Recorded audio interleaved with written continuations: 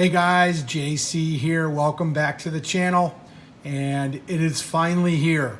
The order has finally arrived of my first SGC grading submission. I got it in about an hour ago. Can't wait to share the results with you guys. There's a couple of really nice surprises as well as a couple of disappointments, but I want to go over all that with you as we go over each card. But first of all, I want to go over the timeline that I experienced when it came to the grading through SGC. Sent these cards out. They were received on May 3rd, as you can see right there. Received May 3rd. They were entered into the system May 9th and did not get graded until August 5th. So that's 63 days, 63 business days on a 20-day turnaround. Now, going forward, SGC is stating turnarounds can be 40 to 55 days.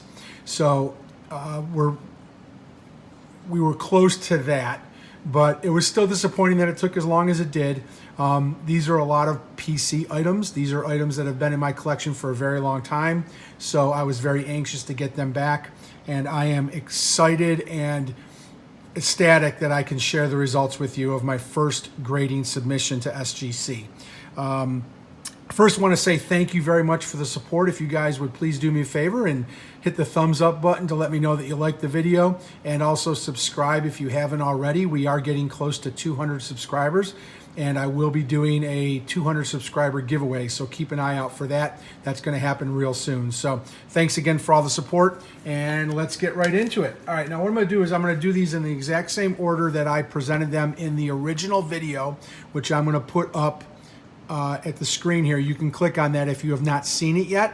I recommend that you go and watch it. It details each of the cards that I was submitting and my expectations for a grade.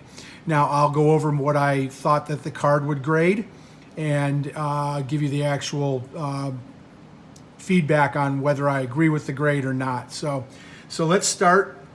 The very first card that I did was a 1982 Cal Ripken rookie card. I was really happy with the quality of this card. I thought it was going to get a 9. It looked really good. Centering was really good. And I wasn't too far off. It actually got an 8.5. Not terribly disappointed in that at all. It's a really nice card. It's obviously Cal's rookie year. So an 8.5. When I was expecting a 9, not too shabby. With my first experience with grading, I thought I hit the nail on the head with this one. So very close. It's a really sharp looking card. It looks really great in these slabs. The SGC slabs are just really, really cool and clean. The white border just pops really well on the slab. So 8.5 for Cal Ripken. That's definitely a positive. I was very happy with that. So, all right, so the second card, this is a iconic card. This is Joe Montana's rookie card from 1981. Now, I was a little over enthused about the grading on this card. I thought it would get anywhere from a 6 to a 7. It is pretty badly off center on the back. The front is also off center, and SGC are sticklers for centering.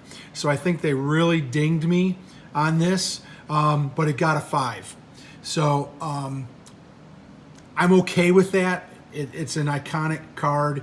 An SGC 5 is still a decent grade. It's going to be protected now for forever, and it's still a nice looking card to the eye. There's no creases, there's no stains on it.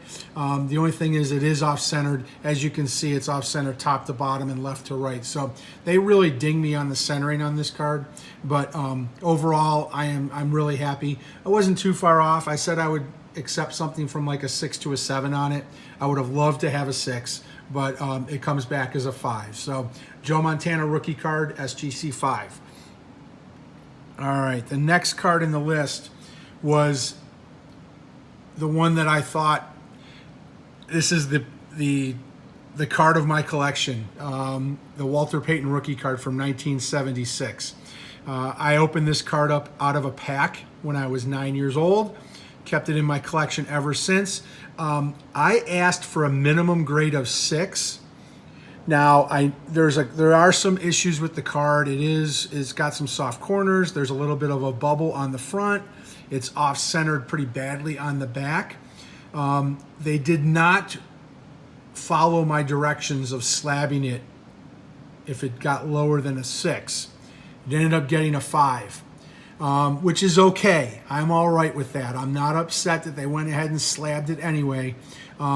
These cards are so valuable. A 5 for a 1976 Topps football card is not something to be upset about. I'm not disappointed in the grade.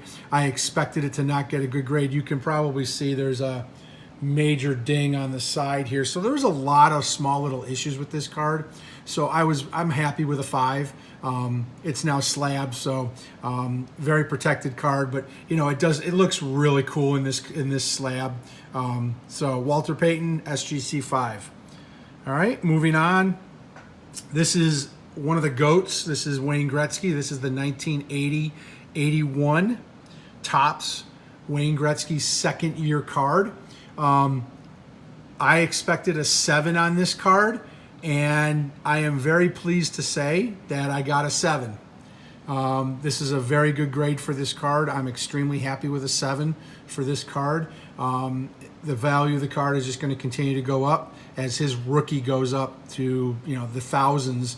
This one will follow and probably be a $500 card in the next 5 years. So very happy with the 7. It's still unscratched.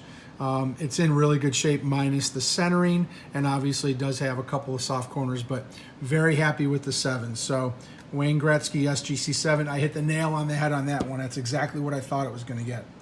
Okay, now the next 2 cards were the 2 cards that I was extremely excited about getting a very high grade on.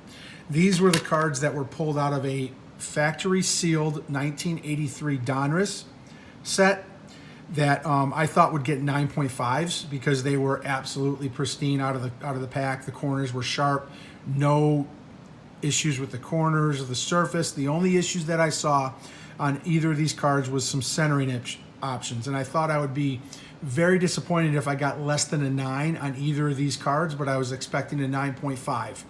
Tony Gwynn got a 9. I'm happy with that. There's nothing wrong with a 9 on a 1983.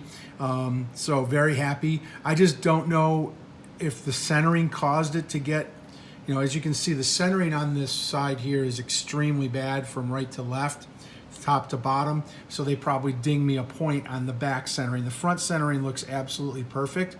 Otherwise, the card is perfect. So they really did really, you know, they were very good as far as, I think this is a fair grade. I really do. So I'm happy with the 9 for Tony Gwynn. Now, the Ryne Sandberg, I'm not that happy with. This is an 8. I don't know how this gets an 8. I really don't. I'm disappointed with the 8. There aren't that many, you know, there's no difference between the 2 cards. They were pulled out of the same factory sealed set. This one is also off center. So I just don't know what the difference between these 2 cards is that would warrant this getting an 8 and this getting a 9. If this one is a 9, this one should be a 9. So I'm a little disappointed in the consistency with these 2. I don't understand it. I really don't. If you guys see anything that could cause this one to get a full point less than the Gwynn, please let me know. I would love to find out what you guys think.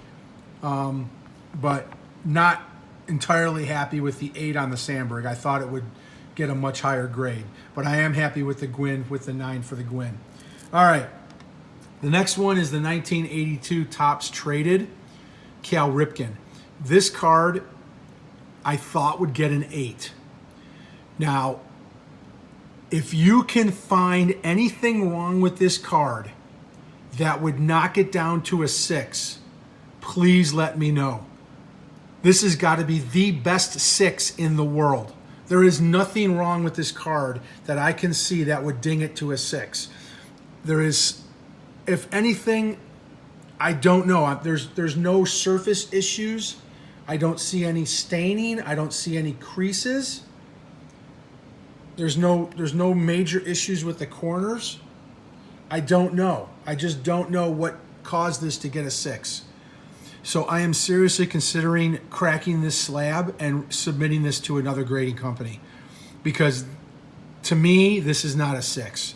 This should be at least a 7, if not an 8. I can't find anything that would ding this down to a 6. How is this 1 point higher than the Walter Payton, who has a major ding on the left-hand side of the card and 4 soft corners? I don't know. So maybe it's a misgrade. Maybe they meant, I don't know, but not happy. Not happy at all with the Cal Ripken 6. I just, it's the best looking 6 I've ever seen, honestly. That's incredible. I'd love to hear your comments, guys. Let me know what you think of this card, but it does not look like a 6. It looks like an 8, and I don't understand how it got a 6. So please enlighten me if you guys know anything other than, you know, maybe I'm crazy. So, and the last card of the submission, this was an 8-card submission, so this is a pretty quick video, guys, was the 1986 Topps Traded Barry Bonds. Now this one, I felt it would get an 8, and I was pleasantly surprised to see that it got a 9. I thought it had some whitening on the edge because of the black. It showed some whitening on the edge. So very happy with this grade. I graded higher than I thought, so I got to obviously be happy with that. But the Barry Bonds 9, very positive, and very happy with the grade on the Barry Bonds. So, so guys, that's it. I got my first 8 cards back. I've got another order at SGC that should be back within the next 30 to 45 days. And I've got another submission that I'm going to do a video on. It's about 13 cards that I'm going to be submitting, which I'll show you in another video. So which card is your favorite? Obviously, the Walter Payton, can't complain about that. I'm really happy with the Gretzky, happy with the Gwynn and the 82 Cal Ripken. The 82 Topps Traded Cal Ripken, you can't convince me it's a 6. I'm sorry. It's the best looking 6 in the world if it is. But other than that, guys, leave your comments. Let me know what you think. I really appreciate the support, and you guys have a great day. We'll see you on the next video.